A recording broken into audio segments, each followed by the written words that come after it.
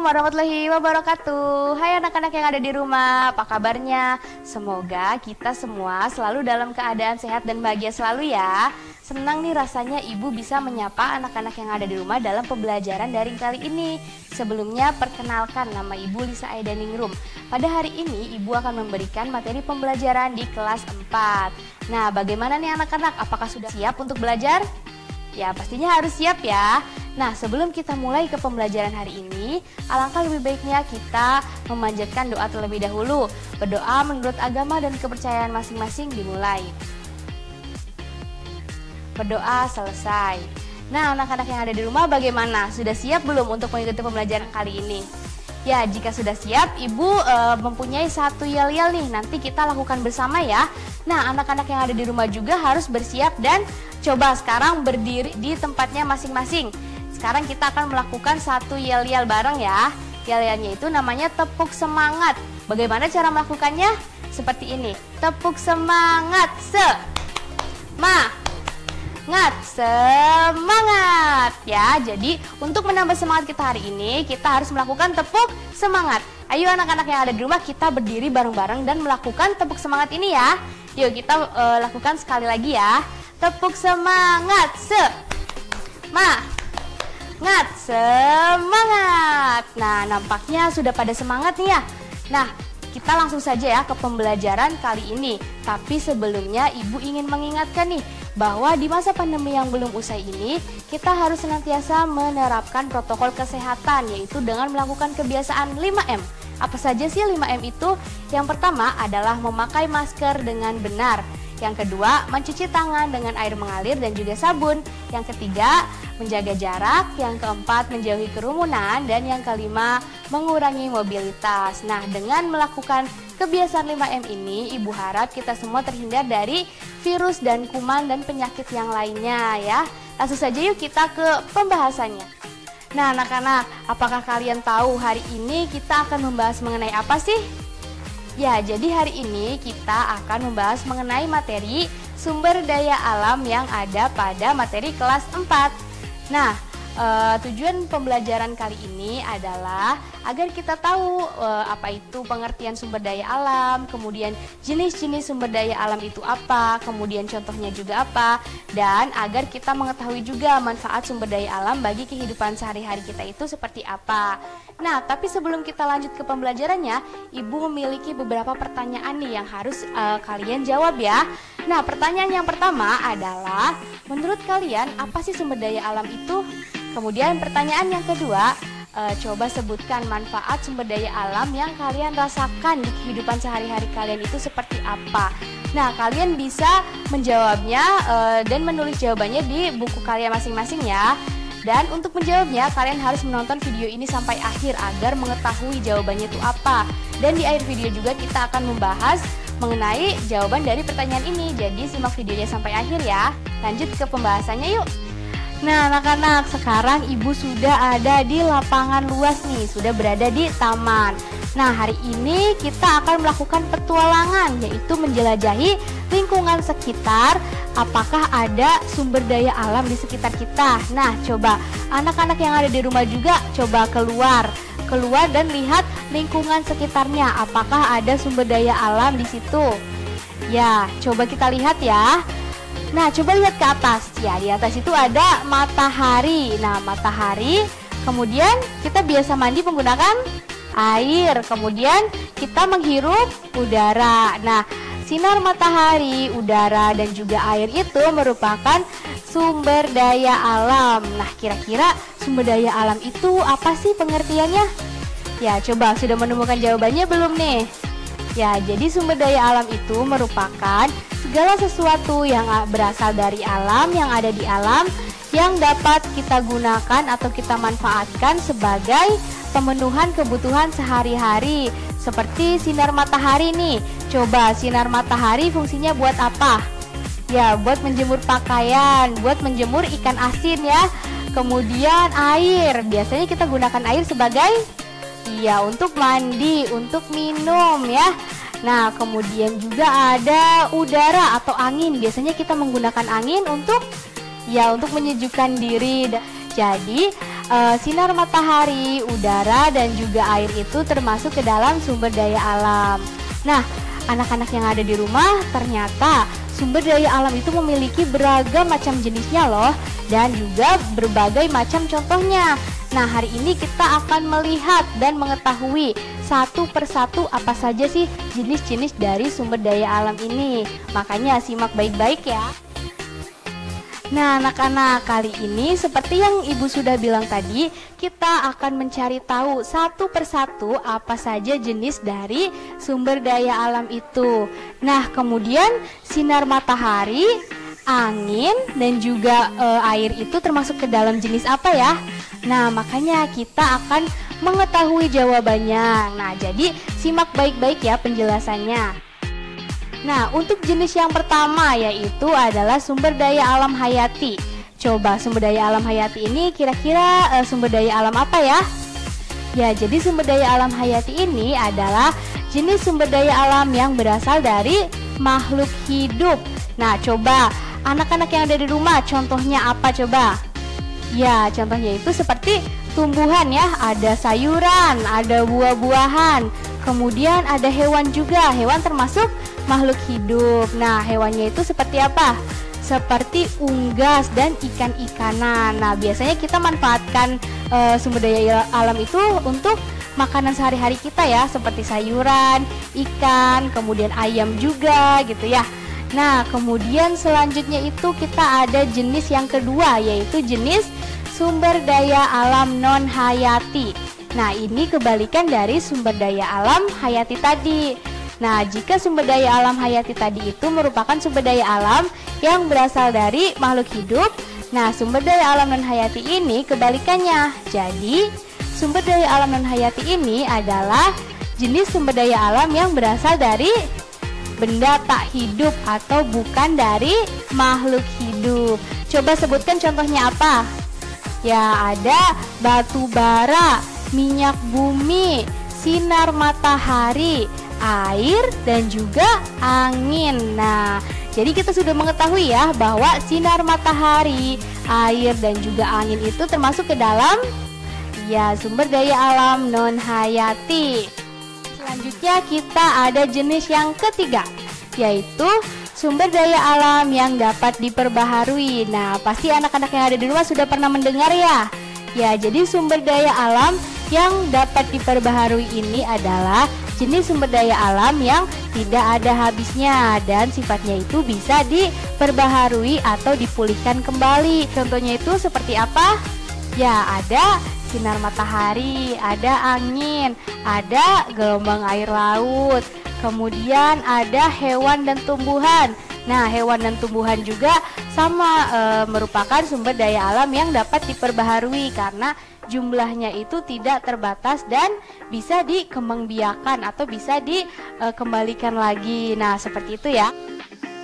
Nah, jenis selanjutnya itu ada jenis sumber daya alam yang tidak dapat diperbaharui.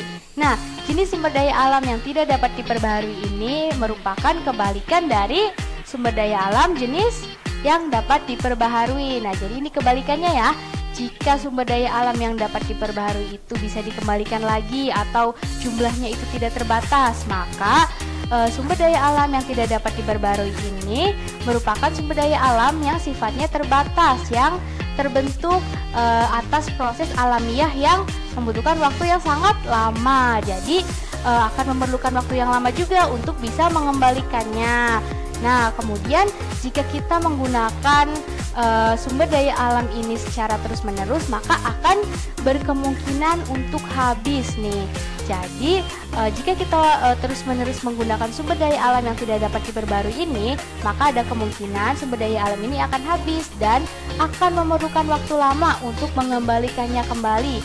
Maka dari itu, sumber daya alam ini disebut sebagai sumber daya alam yang tidak dapat diperbaharui. Contohnya itu seperti apa? Ada bahan bakar minyak. Nah, bahan bakar minyak ini terbuat dari fosil hewan-hewan dan makhluk hidup lainnya yang hidup jutaan tahun yang lalu, yang terkubur jauh di dalam tanah, maka akan menghasilkan bahan bakar minyak ini. Nah, dengan proses penciptaan bahan bakar minyak ini yang memerlukan waktu jutaan tahun, maka akan lama pula untuk menghasilkannya kembali. Nah, contoh lainnya itu apa?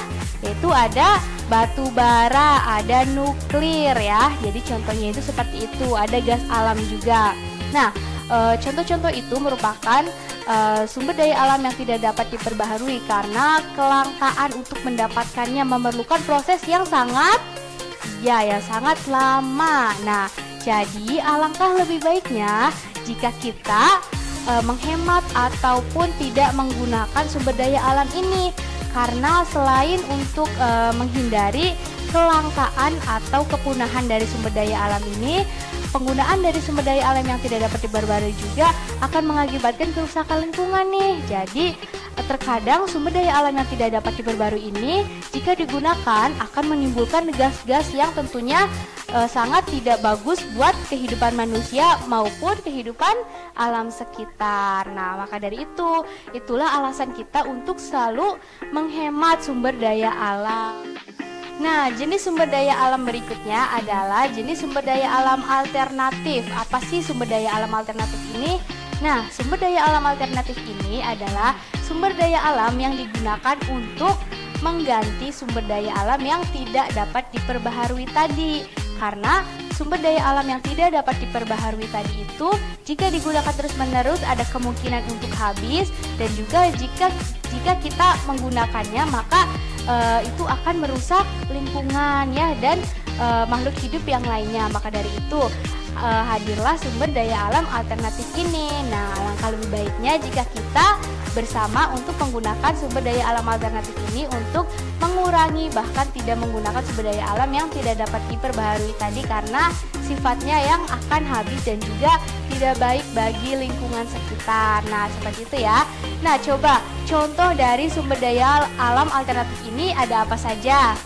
Coba kita lihat ya satu-satu apa saja sih contoh dari sumber daya alam alternatif ini. Yang pertama itu ada pemanfaatan matahari. Nah, matahari ini, energi sinar matahari ini bisa digunakan sebagai energi listrik. Wah, caranya bagaimana ya? Coba, ada yang bisa menjawab tidak? Cara untuk merubah energi sinar matahari menjadi energi listrik.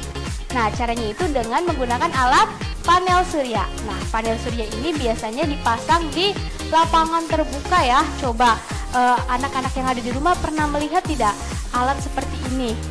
Ya, biasanya dipasang di lampu-lampu jalan ya, yang bentuknya persegi itu, kemudian kayak ada jaring-jaringnya itu. Nah, itu dinamakan sebagai panel surya. Nah, panel surya ini fungsinya untuk menangkap sinar matahari yang datang. Nah, kemudian sinar matahari ini nanti akan diolah dan disalurkan menjadi energi listrik. Nah, biasanya juga disebut sebagai pembangkit listrik tenaga surya. Nah, kemudian contoh yang kedua itu ada angin. Nah, coba anak-anak yang ada di rumah pernah melihat kincir angin tidak? Ya, biasanya kincir angin itu ada di negara apa? Betul, ada di negara Belanda. Nah, kincir angin tersebut merupakan salah satu dari sumber energi atau sumber daya alternatif, karena merubah energi angin menjadi energi gerak yang kemudian diolah oleh generator dan disalurkan menjadi energi listrik. Nah, jadi pemanfaatannya seperti itu dan biasanya disebut sebagai pembangkit listrik tenaga bayu ya. Bayu ini artinya angin. Nah, selanjutnya itu contoh selanjutnya itu ada air. Nah, air ini sering kita lihat ya, biasanya ada bendungan-bendungan seperti itu ya yang disebut sebagai apa? PLTA. PLTA itu singkatan dari pembangkit listrik tenaga air. Nah, PLTA ini merubah energi arus ya, arus yang ada di air itu menjadi energi listrik ya, kemudian disalurkan ke rumah-rumah warga yang ada di sekitar. Nah, biasanya air ini bisa berupa air sungai, air terjun, kemudian ada juga air atau energi ombak laut ya. Jadi seperti itu. Jadi PLTA itu bisa ada di sumber energi air yang ada di mana-mana.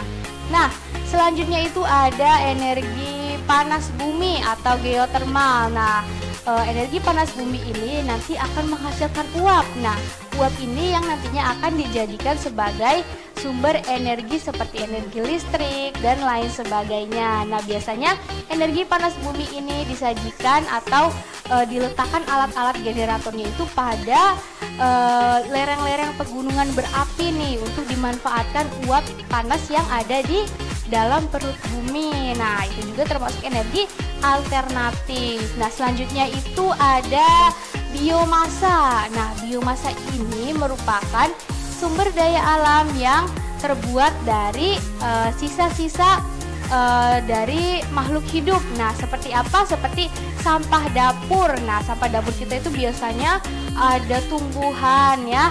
Kemudian ada kotoran hewan juga. Nah, itu kotoran hewan dan sampah-sampah dapur kita ini bisa dijadikan sebagai energi biomasa. Nah, biomasa ini ternyata terbagi lagi nih menjadi beberapa bagian, yaitu ada biogas, biodiesel, dan juga etanol yang biasanya kita manfaatkan sebagai bahan bakar kendaraan juga bisa. Ada gas untuk memasak juga bisa, dan sebagai listrik juga bisa. Nah, jadi energi-energi ini atau contoh-contoh ini merupakan jenis dari energi sumber daya alternatif. Nah, kita bisa nih membuat atau menggunakan sumber daya energi alternatif ini untuk mengganti sumber daya alam yang tidak dapat diperbaharui untuk melestarikan lingkungan kita dari pencemaran. Nah, seperti itu ya. Nah, anak-anak, sekarang seperti yang kita sudah bahas tadi, kita telah mengenal apa tadi? Betul, sumber daya alam. Kemudian jenis-jenis sumber daya alam ya, ada yang non hayati, ada yang hayati, ada yang sifatnya kekal, dan juga ada yang tidak dapat diperbaharui dan sifatnya akan habis. Nah, maka dari itu nih kita telah mengetahui ya bahwa sumber daya alam yang ada di sekitar kita itu memberikan banyak sekali manfaat bagi kehidupan kita. Nah, anak-anak, maka dari itu kita sebagai sesama makhluk hidup harus saling menjaga dan melestarikan. Karena seperti yang kita ketahui, alam itu sudah memberikan kebermanfaatan bagi kehidupan kita. Nah, kita juga harus membalasnya dengan cara melestarikan dan menjaga kelestarian alam ya, atau sumber daya alam. Caranya bagaimana? Nah, ada beberapa cara yang bisa kita lakukan sehari-hari. Yang pertama itu menjaga kelestarian alam, seperti tidak merusak tanaman dan tidak mengeksploitasi atau menggunakan secara berlebih sumber daya alam yang ada di sekitar kita. Jadi gunakan secukupnya saja. Kemudian ada menghemat energi. Karena seperti yang kita ketahui tadi ya, ada beberapa sumber daya alam yang sifatnya itu nanti akan cepat habis. Maka dari itu kita harus menghematnya. Kemudian ada menggunakan sumber energi alternatif ya, karena tadi sumber energi yang tidak dapat diperbarui itu jika digunakan akan merusak lingkungan dan juga akan berpotensi habis. Maka dari itu kita beralih ke sumber energi alternatif ya. Nah, kemudian juga ada menerapkan perilaku go green. Nah, perilaku go green ini apa? Ya, perilaku go green ini adalah perilaku hijau nih. Contohnya itu seperti merawat lingkungan sekitar, merawat tanaman, menyirami tanaman, dan menanam pohon apa saja gitu ya. Jadi semua perubahan itu dimulai dari hal kecil. Jadi kita setiap harinya bisa melakukan sesuatu hal yang kecil, sesuatu kebaikan meskipun kecil, tapi di masa depan nanti akan memberikan kebermanfaat yang sangat besar. Nah, jadi tidak apa-apa nih anak-anak yang ada di rumah menerapkan perilaku go green ini dari tanaman-tanaman yang kecil saja, tidak apa-apa. Ini untuk belajar bersikap atau menjaga kelestarian lingkungan. Nah, jadi mungkin anak-anak yang ada di rumah memiliki contoh-contoh cara melestarikan lingkungan yang lainnya. Boleh dituliskan di buku tulisnya masing-masing ya. Nah, mungkin segitu saja cara-cara melestarikan dari Ibu. Mungkin nanti anak-anak yang ada di rumah punya banyak lagi caranya ya. Nanti kita bisa berbagi. Nah, anak-anak yang ada di rumah, akhirnya kita sampai ke pembahasan terakhir nih. Nah, seperti yang Ibu janjikan di awal tadi, kita di akhir akan membahas mengenai soal yang di awal tadi, yaitu mengenai apa itu sumber daya alam dan apa saja sih contoh pemanfaatan sumber daya alam bagi kehidupan sehari-hari kita. Coba jawaban kalian benar atau tidak nih? Ya, jadi sumber daya alam itu adalah ya sumber yang ada di alam sekitar yang bisa kita manfaatkan atau gunakan untuk pemanfaatan di kehidupan sehari-hari. Nah, kemudian contohnya banyak sekali ya. Tadi ada energi matahari sebagai energi listrik ya. Kemudian ada angin, kemudian ada air juga. Nah, mungkin kalian bisa mengoreksinya sendiri ya. Ibu yakin kalian pasti semuanya hebat. Nah, kesimpulannya adalah kita harus senantiasa menjaga dan melestarikan alam yang ada di sekitar kita, karena alam juga telah memberikan kebermanfaatan bagi kehidupan kita. Nah, anak-anak yang ada di rumah, terima kasih telah menyaksikan video pembelajaran kali ini. Kurang lebihnya dari Ibu mohon maaf. Semoga dimengerti, dan jika tidak dimengerti dan ada sesuatu yang ingin ditanyakan, boleh langsung ketik di kolom komentar ya. Kurang lebihnya Ibu mohon maaf. Wassalamualaikum warahmatullahi wabarakatuh. Sampai jumpa.